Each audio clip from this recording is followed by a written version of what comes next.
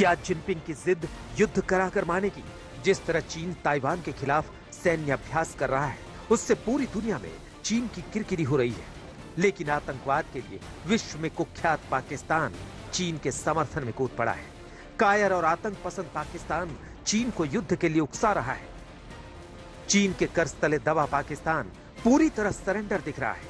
चीन में पाकिस्तानी राजदूत मोइनुल हक ने कहा, पाकिस्तान वन चाइना पॉलिसी में विश्वास रखता है और चीन की संप्रभुता और अखंडता का समर्थन करता है। अपने मूल राष्ट्रीय हित से संबंधित मुद्दों पर पाकिस्तान अपने आयरन ब्रदर चीन के साथ मजबूती से खड़ा है।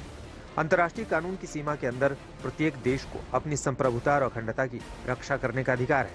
All weather strategic cooperative partners के रूप में पाकिस्तान और चीन हमेशा कई चुनौतियों के माध्यम से एक दूसरे के साथ कंधे से कंधा मिलाकर खड़े रहेंगे। सवाल है कि पाकिस्तान चीन की गलत नीतियों के आगे सरेंडर क्यों है, जबकि पाकिस्तान की छवि पूरी दुनिया में आतंक परस्त देश की बनी हुई है। उसकी धरती कई दशकों से आतंकियों के लॉन्च पैड के रूप में इस्तेमाल होती रही है। लेकिन भारत जैसे शांतिप्रिय देश हमेशा यही मानते हैं कि दुनिया में कहीं भी युद्ध के हालात ना बने, क्योंकि युद्ध कहीं भी हो उसका असर पूरी दुनिया पर प्रत्यक्ष या अप्रत्यक्ष रूप से पड़ता ही है। जिस तरह से यूएस इसमें इन्वॉल्व हो रखा है, जिस तरह जापान इसमें इन्वॉल्व हो रखा है और मिलिटराइजेशन जो हो रहा है ताइवान स्ट्रेट का, ये पूरे अंतर्राष्ट्रीय समुदाय के लिए एक बहुत बड़ा खतरा है। और जहां अभी रशिया और यूक्रेन में भी जो लड़ाई चल रही है, दुनिया भर में जो थोड़ा इकोनॉमिक का क्राइसिस भी बढ़ रहा है, कोविड से भी पूरी दुनिया अभी जो लड़ाई कर रही है, इन सब चीजों के बीच में एक ये नया मसला जब खड़ा होगा तो इसमें अंतर्राष्ट्रीय समुदाय के लिए बहुत बड़ा मसला है। और जब इसमें इन्वॉल्वमेंट सब नेशंस का हो जाएगा तो ये भी एक मिनी वर्ल्ड वॉर से कम नहीं होगा। अमेरिका में व्हाइट हाउस के पूर्व सलाहकार डेविड ओचमानिक कहते हैं कि अगर चीन और ताइवान के बीच युद्ध की नौबत आती है तो अमेरिका और जापान ताइवान के साथ खड़े नजर आएंगे, जबकि रूस और पाकिस्तान चीन के साथ खड़े दिखेंगे। अगर युद्ध हुआ तो लाखों लोगों की मौत तय है। साल 1951 में कोरियन युद्ध में 30 लाख नागरिकों की मौत हो गई थी, जिसमें अमेरिका ने उत्तर कोरिया पर 6 लाख टन बम बरसाए थे। लेकिन इस बार उससे बड़ी तबाही होगी। ताइवान अमेरिका के लिए सैन्य हथियारों के हिसाब से बड़ा बाजार है।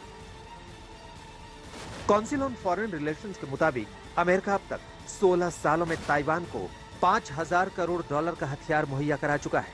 ताइवान के पास जितने हथियार हैं, उनमें 77% हथियार अमेरिका में बने हैं।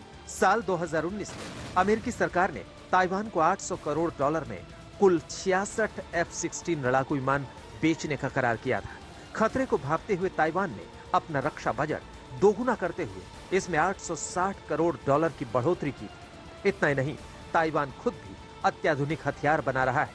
ताइवान में बन रही फसुइंग फेंग IAE क्रूज मिसाइल की क्षमता 1200 किलोमीटर तक की है, जो चीन के तटीय इलाकों तक आसानी से हमला कर सकती है।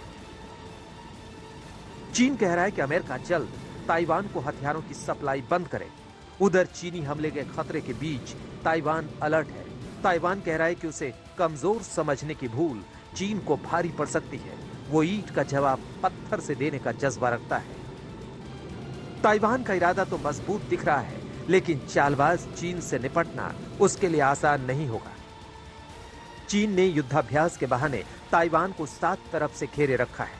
चीन के लड़ाकू विमान ADIZ यानी एयर डिफेंस आइडेंटिफिकेशन जोन को पार कर चुके हैं। चीनी विमान मेडियल लाइन को नजरअंदाज कर अंदर घुस रहे हैं, वही लाइन जो चीन और ताइवान के बीच अघोषित सीमा है।